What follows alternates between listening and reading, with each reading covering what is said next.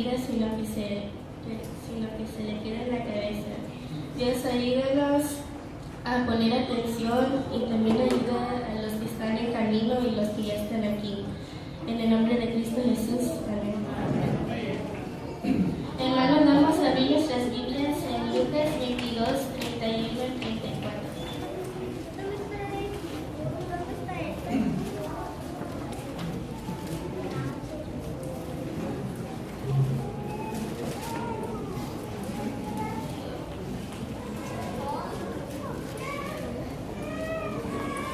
Y dice así: dijo también el Señor: Simón, Simón, Satanás os ha pedido para zarandearnos como trigo, pero yo he rogado por ti, para que tu fe no falte, y tú, una vez vuelto, confirma a tus hermanos.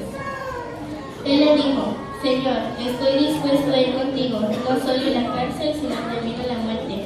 Y él le dijo: Pedro, te digo que el gallo no cantará hoy antes que tú niegues 3 veces que me conoces. No quiero que se olviden de este texto bíblico porque vamos a estudiarlo después que les cuente este. En esta historia se cuenta que había 2 hermanos que se llamaban Durón y Janet. Estos hermanos crecieron en la iglesia. A ellos les gustaba dirigir cantos, ir a la escuela sabática y participar en la sociedad de jóvenes. Mientras que crecían, Durón demostró mucho amor y entusiasmo por las computadoras y los electrónicos. Él pasaba más tiempo en las computadoras y electrónicos que con las cosas de Dios. Cada vez más, su asistencia en la iglesia se enfriaba y era muy raro que fuera a la iglesia. La muerte accidental de su madre le hizo muchas dudas a Durón. Él decía que si de verdad Jesús los amaba, que por qué dejó que muriera su madre. Y así se hizo totalmente desconectado de las cosas de Dios. A diferencia de su hermano, Janet con más razón se volvió más involucrada en las cosas de Dios, pero al pasar el tiempo se fue a lugares que no eran cristianos con sus amigos, y como su hermano, su asistencia a la iglesia se enfriaba más y más. Un día, claramente fue a la iglesia, y los hermanos le preguntaban que por qué no había asistido a la iglesia y le decían que le extrañaban mucho. Pero su respuesta fue muy simple. Ella dijo: no se preocupen, hermanos, todavía soy cristiana. Y al ver que su hermano se hizo totalmente desconectado, ella también se hizo totalmente desconectada y ya no asistieron a la iglesia. Hermanos, así como Durón y Janet, nosotros también nos podemos hacer totalmente desconectados. Igual que Janet, Pedro le gustaba participar en las cosas de Dios. Hermanos, ¿se recuerdan del texto bíblico? La lectura bíblica que les dije. Y sí se recuerdan que si alguien se puede parar a leerla, por favor. Dijo también el Señor: Simón, Simón, he aquí Satanás os ha pedido para ser zarandeados como a trigo, pero yo he rogado por ti que tu fe no falte, y tú, una vez vuelto, confirma a tus hermanos. Él le dijo: Señor, dispuesto estoy a ir contigo no solo a la cárcel, sino también a la muerte. Y él le dijo: Pedro, te digo que el gallo no cantará hoy antes que tú niegues 3 veces que me conoces. Jesús ya sabía el futuro y las tentaciones que le iba a dar Satanás, pero aunque él sabía que Pedro le iba a dar la espalda, él todavía lo amaba. Como vemos en el versículo 34 de Pedro, de Lucas, ¿verdad? Jesús le dijo a Pedro que antes que el gallo cante, él lo negaría 3 veces, pero Pedro estaba seguro que nada iba a hacer tambalear su fe. Leí un texto que me gustaría compartir con ustedes. Dice así: de la experiencia de Pedro podemos aprender que las realidades de la vida son suficientemente poderosas para hacer tambalear nuestra fe en Dios, provocar el desánimo e inducirnos a volvernos indiferentes y desconectados espiritualmente. Hermanos, ¿ustedes saben qué es el zarandeo?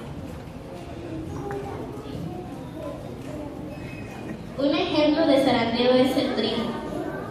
El trigo, cuando se corta la parte de la espiga, la basurita, hay muchas basuritas en la espiga que se quedan con la planta. Y esa basurita y la planta está mixteada y lo ponen en algo que se llama cedazo, es como un trastecito. Y para quitar la basurita lo sacuden y lo tiran para arriba. Y la basurita se la lleva al aire o se queda flotando. En el versículo 31 de Lucas 22 dice: Simón, Simón, Satanás os ha pedido para zarandearnos como trigo, pero yo he rogado por ti, para que tu fe no falte, y tú una vez vuelto, confirma a tus hermanos. En este versículo podemos ver que Jesús llama a Pedro por su nombre precristiano. ¿Saben cuál es el nombre precristiano de Pedro? El nombre precristiano de Pedro es Simón. Jesús le llamó Simón a Pedro porque él sabía que iba a volver a su vida de antes. Jesús sabía que su fe era una fe emocional. Hay una historia en la Biblia que se cuenta que Satanás fue al cielo y tuvo una conversación con Jesús. Y Jesús le dijo: ¿acaso no has considerado a mi siervo Job? Luego Satanás le dijo: eso es porque tú lo cuidas. Ahí Jesús dejó que Satanás tentara a Job. La tentación de Job fue muy fea. A él le quitaron sus hijos, sus ganados, sus riquezas y tuvo lepra. Su tentación era tan fea que hasta su esposa dijo: ya maldice a Dios y muérete. Pero a pesar de eso, él mantenió su fe en Dios. La historia de Job nos enseña que él tuvo una fe genuina y nada ni nadie le hizo tambalear su fe. En esa historia podemos ver que viene un tiempo de prueba por parte de Satanás. Todo joven debe estar consciente de ello y asegurarse que está cubierto y protegido por la oración de Dios. Satanás acusó a los discípulos como lo hace con nosotros, señalando nuestros pecados y debilidades delante de Dios. Muchos jóvenes de la iglesia están bajo el ataque de Satanás. Sus intereses espirituales y participación en la iglesia se debilitan y la fe en Dios se cambia por un trato de placer y se intercambia por las demandas populares de un mundo secular y materialista. Nosotros mismos podemos ser zarandeados de esa manera. En esos momentos debemos estar más activos en las cosas de Dios. Hermanos, vamos a abrir nuestras Biblias en Lucas 22, 54 al 62.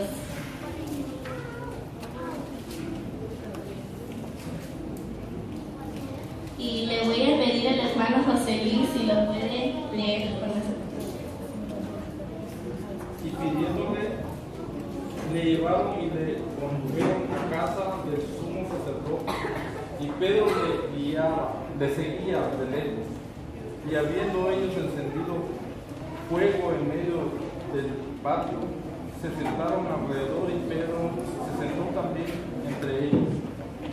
Pero una criada, al ver sentado al fuego, se fijó en él y dijo: también este estaba con él. Pero él lo negó diciendo: mujer, no lo conozco. Un poco después, viéndole, otro dijo: tú también eres de ellos.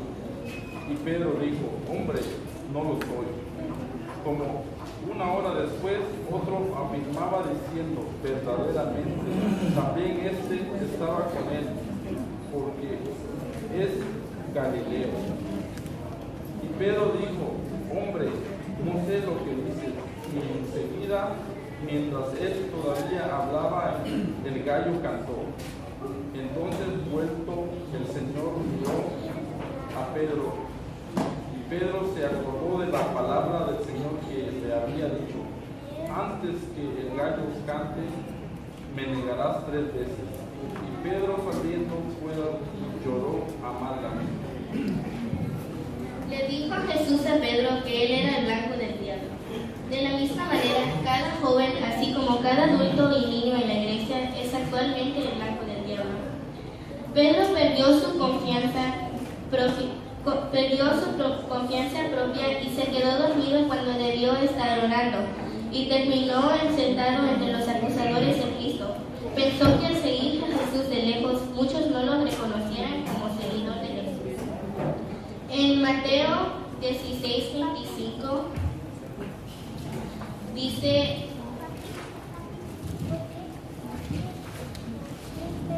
Dice, porque todo el que quiera salvar su vida, la perderá.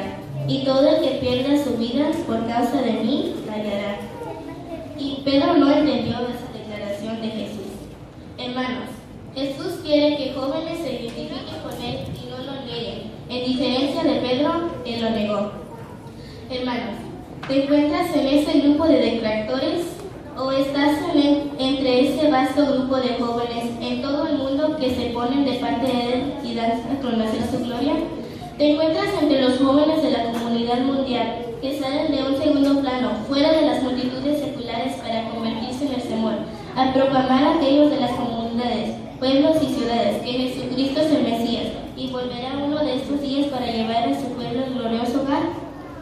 El confiado de Pedro decir, Señor, estoy dispuesto a ir contigo a la cárcel y a la muerte. Eso fue su fe emocional. Cuando la mirada de Pedro y Jesús se encontraron, Pedro no vio en ella rencor, reproche o condenación. Más bien, vio en ella dolor, misericordia, amor, perdón, compasión, aceptación y ternura. En el libro de Helena G. de White dice, Pedro acababa de negar a su Señor con imprecaciones y juramentos, pero aquella mirada de Jesús conmovió su corazón y lo salvó. Con amargas lágrimas se arrepintió de su grave pecado y se convirtió y estuvo entonces preparado para confirmar a sus hermanos. No sé si pueden cantar el libro número 241. Y mientras que canten este canto, quiero que reflexionen en las preguntas que les hice y piensen en cómo lo pueden mejorar.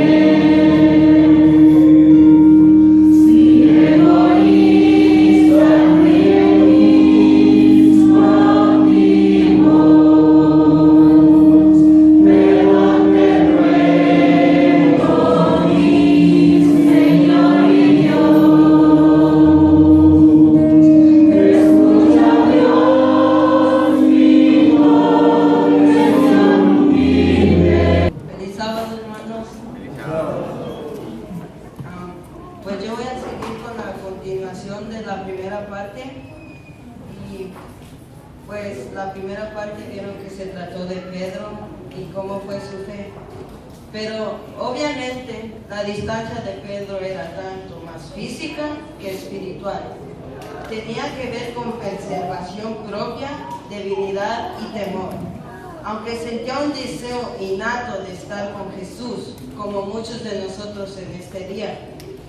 Para Pedro era como vivir en dos mundos. ¿Cuántas veces tratamos de hacer esto, pero no lo logramos? Jesús desea que vivamos en el mundo espiritual con Él y que nos identifiquemos con Él todo el tiempo en nuestra jornada por el mundo secular. Desea que estemos dispuestos a sufrir por Él y Él proveerá causas de regocijo. En la carne, la fe de Pedro era débil. Era una de sus debilidades que procedía de su fragilidad humana. Sin embargo, se interesaba en una relación personal con Cristo. Después de la Santa Cena, Jesús llevó a sus discípulos al jardín de Getsemaní y les pidió que permanecieran despiertos y velaran con Él. Cuando Jesús regresó después de esa hora, los vio dormidos. Pedro se volvió a levantar y Jesús les suplicó que orara para que pudieran aguantar esa prueba. Pero a pesar del consejo de Jesús, Pedro se volvió a dormir. Pero eventualmente Pedro sí aprendió su lección enseñada por Jesús acerca de velar al grado que en 1 de Pedro 5:8, quiero que abran sus Biblias en 1 de Pedro 5:8, muy fuerte también cuando lo tengan.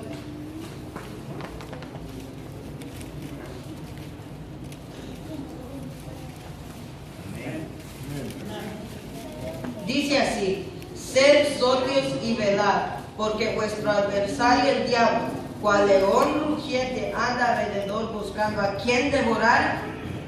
Es lo que dice el versículo. Pedro en ese momento, él fue devorado debido a su debilidad y porque cuando debió orar estaba durmiendo y menospreciando su propia debilidad.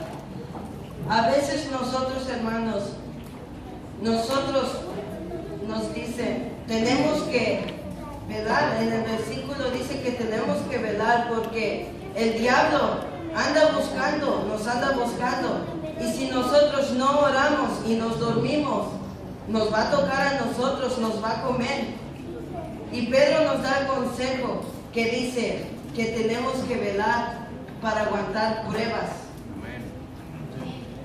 Bueno, porque Pedro durmió cuando Jesús le había dicho que él orara. Él pensó que él podía aguantar esa prueba. Eso es lo que él pensaba. Se llama fe emocional. Pero antes de que empecemos a hablar de la fe emocional, les invito a abrir su Biblia en Hebreos 11:1.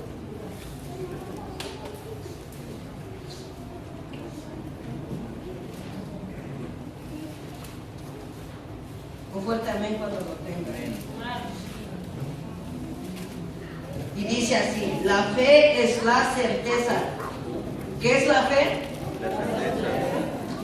La certeza es de que nosotros estemos ciertos de que esperamos algo, que esperamos a Jesús. Y sigue diciendo, de lo que esperamos.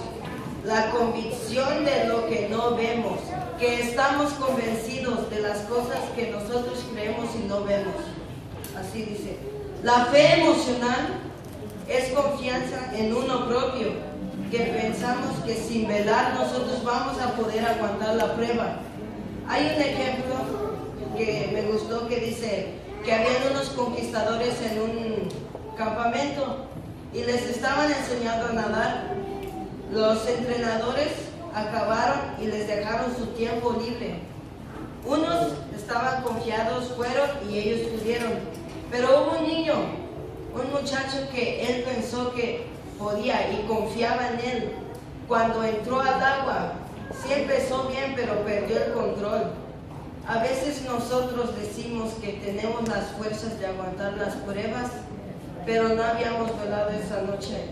Como Pedro, no veló esa noche.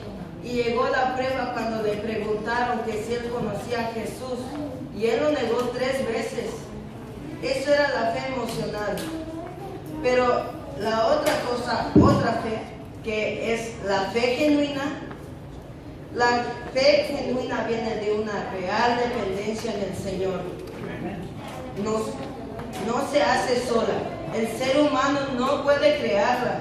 no está sujeta al tiempo, en el sentido que no se tiene que andar con Jesús determinados años para obtenerla. Pedro y sus compañeros estuvieron con Jesús durante 3 años. Sin embargo, Jesús le dijo a Pedro, una vez convertido, la fe genuina es un don que debemos obtener del Señor. Oramos por ella y debemos ser pacientes en obtenerla. Es un ingrediente importante como la salsa en nuestros tacos,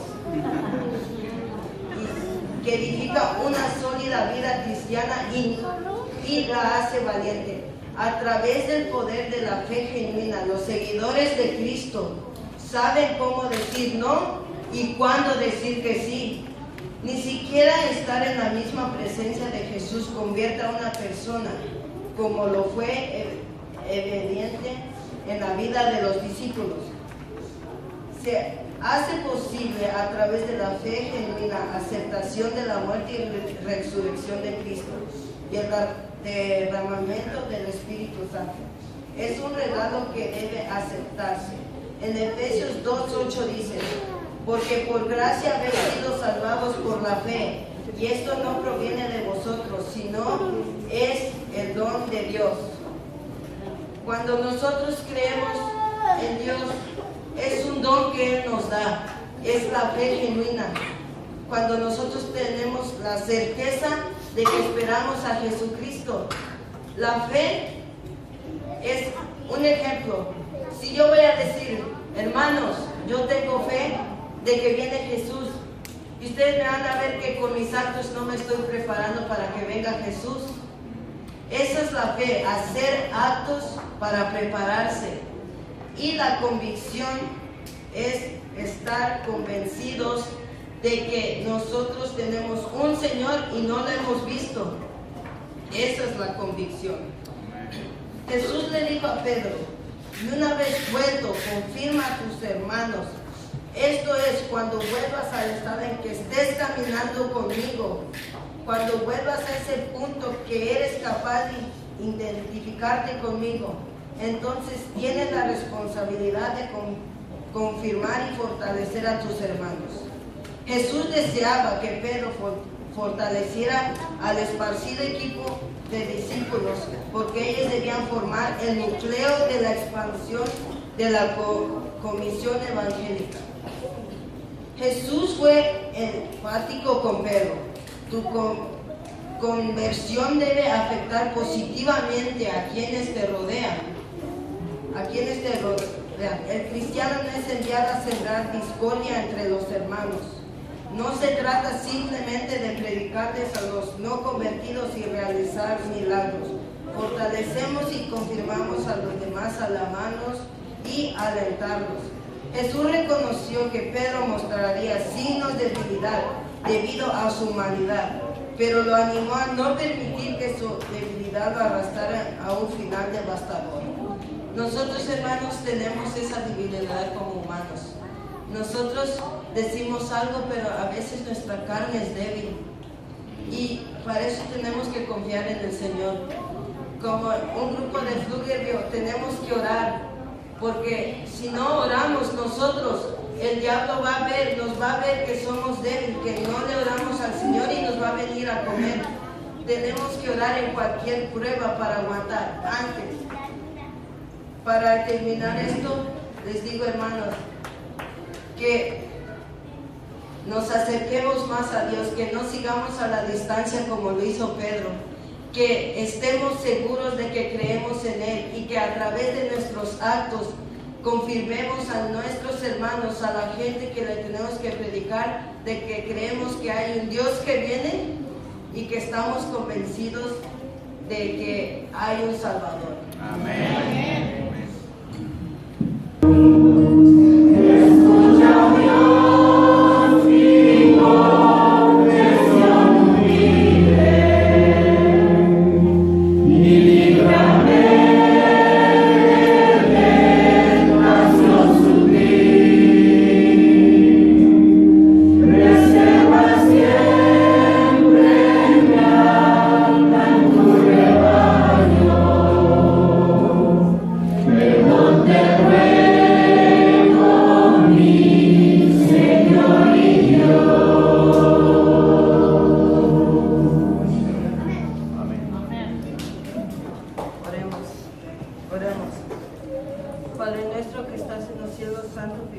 sea tu nombre. Gracias por el día que nos has dado y nos has dejado venir. Y ahora te pido que nos ayudes a no dormir y orar para que aguantemos las pruebas. Ayúdanos a que la tentación no nos agarre. Ayúdanos a que podamos ser fuertes. Y ayúdanos a no caer en tentación. Ayúdanos a tomar esos buenos caminos y a predicar tu palabra. En el nombre de Jesús. Amén.